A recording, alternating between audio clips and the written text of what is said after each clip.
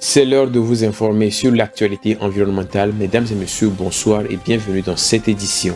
Au sommaire, la ministre togolaise de l'eau et de l'environnement Mila Maunion Aziablé séjourne depuis quelques jours au Koweït pour discuter et trouver des financements afin d'atteindre l'objectif national pour l'accès universel à l'eau potable en 2030.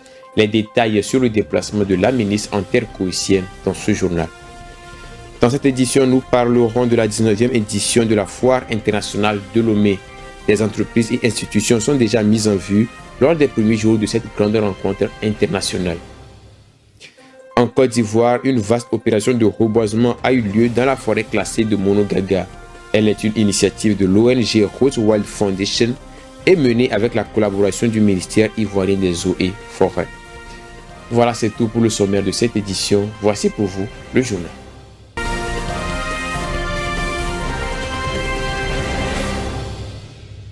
La ministre togolaise de l'eau et de l'assainissement Mila Aziablé est en mission au Koweït pour discuter avec le Fonds koweïtien des perspectives pour l'approvisionnement en eau potable à Kara. Ce déplacement s'inscrit dans le cadre d'explorer de nouveaux financements en accord avec l'objectif national d'accès universel à l'eau potable d'ici 2030. Les détails avec Honoré Kata. Dimanche 24 novembre 2024, la ministre togolaise de l'eau et de l'assainissement, Mila Aziablé, a entamé une mission au Koweït pour des discussions stratégiques avec le Fonds koweïtien pour le développement économique arabe, KFAED. L'objectif principal de cette visite est de faire le point sur l'avancement du projet d'approvisionnement en eau potable pour la ville de Kara, située à 414 km au nord de Lomé et ses environs. Ce projet, financé à hauteur de 12 milliards de francs CFA par le KFAED, prévoit de mobiliser un volume additionnel de 10 000 m3 d'eau par jour à partir des sources locales. À terme, il permettra d'augmenter la capacité totale de la production journalière d'eau potable de 7 500 m3 à 17 500 m3, répondant ainsi aux besoins croissants des populations de cette région. Dans le cadre de cette mission, la ministre ne se limite pas à ce seul projet. Elle envisage également d'explorer d'autres opportunités de financement pour étendre l'accès durable à l'eau potable au Togo, une priorité nationale visant à atteindre une couverture universelle d'ici 2030. Ces efforts s'inscrivent dans un contexte où le pays a enregistré des progrès notables. Selon le ministère de l'eau et de l'hydraulique villageoise, le taux de déserte en eau potable au Togo est passé de 47,66% en 2014 à 69% à la fin de 2023. Malgré cette avancée, des défis persistent pour combler le gap et répondre aux besoins de l'ensemble des Togolais. Cette visite s'affirme donc comme une étape cruciale pour concrétiser les ambitions d'un accès équitable et durable à l'eau potable. La 19e édition de la Foire internationale de Lomé, la foire de toutes les opportunités, offre à ses visiteurs des produits et services très attractifs. Dans ce sens, nous vous amenons à la découverte de Kia Energy Group. C'est le numéro 1 des énergies vertes au Togo et propose des produits pour le bien de la population et de l'environnement. Suivant. 5e jour de la 19e Foire internationale de Lomé, l'entreprise Kia Energy Group est mise à l'honneur. C'est le numéro 1 au Togo des énergies renouvelables, notamment l'énergie solaire. Kia Energy propose plusieurs produits, services et avantages à cette grande fête foraine. Globalement, nous pouvons dire de cette journée que c'était l'occasion de montrer à la population togolaise que nous avons des produits qui leur permettent d'être à l'abri de toutes les difficultés énergétiques qu'elles rencontrent. Donc, au niveau de notre stand, nous avons les solutions à tous les problèmes énergétiques que vous pouvez rencontrer. Nous avons voulu montrer en détail depuis l'analyse de vos besoins énergétiques jusqu'aux solutions proposées et l'après même installation, comment Kia est avec le client de bout en bout. L'entreprise allie innovation et technologie et s'adapte aux besoins et moyens de ses clients.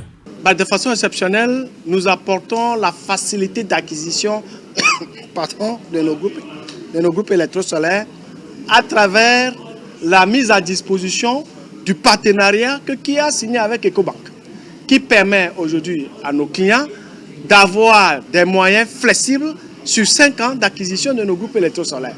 Mieux, nous savons que tout le monde ne peut pas véritablement avoir les moyens pour pouvoir acquérir ces groupes électrosolaires. Donc nous venons ici aussi parler de la location des groupes électrosolaires. Si vous ne pouvez pas acheter, vous pouvez au moins louer. Les fleurons présentés par Kia Energy Group à la 19e foire de Lomé sont les groupes électrosolaires Kia Soc. Ces appareils sont des systèmes solaires intelligents conçus de façon optimale pour des applications productives tant dans le milieu rural qu'urbain. Pour cette 9e foire internationale de Lomé, Kia Energy Group a son stand dans le pavillon OTI. Toujours à la foire internationale de Lomé, une rencontre a lieu hier entre la Chambre de commerce et d'industrie du Togo et les acteurs entrepreneuriaux. Cette rencontre centrée sur le financement des TPME a abouti à la signature d'un accord entre la CCI Togo et le Conseil interprofessionnel de la filière riz au Togo. Ce partenariat vient couronner la volonté des autorités compétentes dans la promotion des produits Made in Togo. Le reportage est signé Honoré Ketia avec les images d'Emeka Ketche. La Chambre du commerce et de l'industrie togolais a organisé hier à la foire CETEF Togo 2000 une rencontre d'échange avec les différents acteurs du secteur entrepreneurial. Avec pour thème au service des entreprises et du développement, la Chambre vise à soutenir le secteur privé en créant de la richesse et de l'emploi. Le rôle de la CCI Togo est de contribuer à l'amélioration de l'écosystème entrepreneurial afin que les entreprises créent vraiment de la richesse et des emplois durables. La CCIT a toute une palette de services mis à disposition, donc l'information, la formation, la gestion des infrastructures, la mise à disposition de ces infrastructures pour les aider à se développer, faire en sorte que les TPME deviennent un jour des grandes entreprises et durent dans le temps, et qu'elle traverse les générations pour pouvoir créer de la richesse durable. Tout au long de la rencontre, divers échanges ont été faits sur la question de financement et de gestion durable des petites et moyennes entreprises. La rencontre placée au cœur des entreprises locales du pays a été marquée par la signature d'un partenariat entre la Chambre du commerce et de l'industrie togolais et le Conseil interprofessionnel de tous les acteurs. Le projet PAVRIT est un projet d'appui à la valorisation du riz togolais. C'est tout un ensemble d'actions qui vont être mis en œuvre pour valoriser la visibilité du riz, sa commercialisation et sa consommation. Aujourd'hui, il faudrait que toute la population sache que nous avons du riz, que nous avons un riz de qualité produit par des producteurs locaux sur nos terres et que ce riz est un riz qui peut rentrer en compétitivité avec les autres riz. Ce partenariat vient consolider le désir de la CCI Togo de faire de la production du riz une satisfaction à l'endroit des consommateurs, aussi bien sur le plan national qu'international. Le gouvernement du Bénin a présenté lors de la 29e conférence des partis COP29 à Bakou un cadre d'action climatique ambitieux pour accélérer la transition verte et un développement durable. L'objectif est de mobiliser des ressources provenant à la fois du secteur public et privé pour répondre aux priorités du pays en matière d'adaptation au changement climatique. Les détails avec Francesca Tissou. Lors de la 29e conférence des Nations Unies sur le climat à Bakou, le Bénin a dévoilé un plan ambitieux pour accélérer sa transition verte et soutenir ses objectifs climatiques. Ce cadre inclut des stratégies innovantes comme la monétisation du carbone et des instruments financiers novateurs mobilisant des fonds publics et privés pour répondre à ces contributions déterminées au niveau national et aux objectifs de développement durable. Grâce à ces financements internationaux, notamment de l'Association internationale de développement et de la Facilité pour la résilience et la durabilité du Fonds monétaire international, et à des projets tels que la monétisation des crédits carbone, le Bénin renforce ses actions d'adaptation et d'atténuation au changement climatique. Ces initiatives s'appuient sur l'expertise du pays en matière de marché financier pour attirer des investissements privés. Le gouvernement mise également sur la création d'un guichet unique pour faciliter l'accès des petites et moyennes entreprises au financement vert et sur le développement des obligations climatiques pour soutenir des projets de résilience à long terme.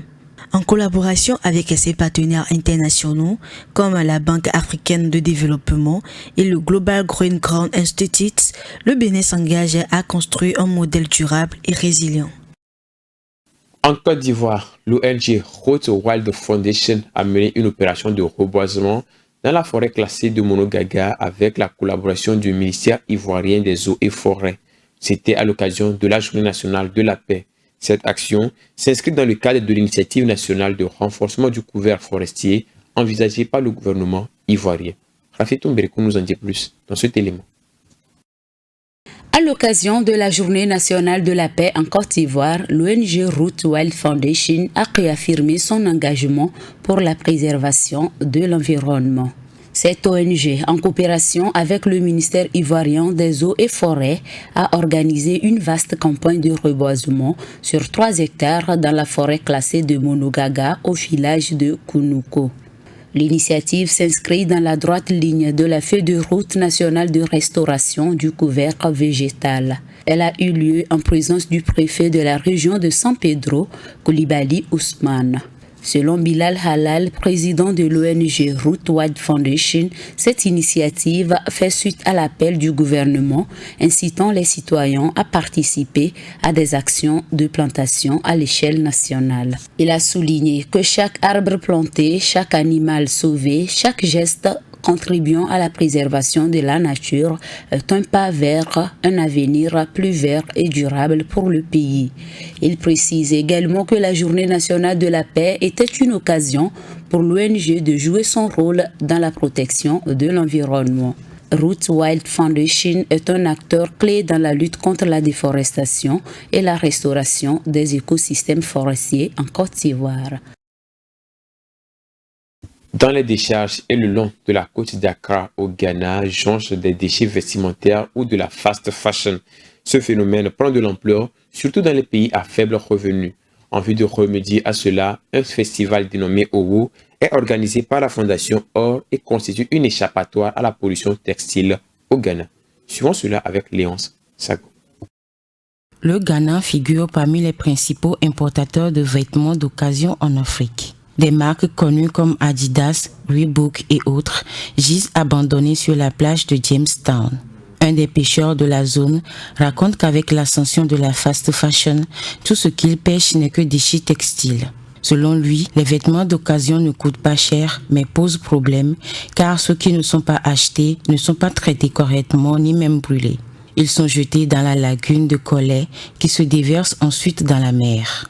Une étude menée par la compagnie McKinsey a révélé qu'entre 2000 et 2014, le nombre de vêtements produits par an a doublé et leur taux d'achat par habitant a augmenté de 60%.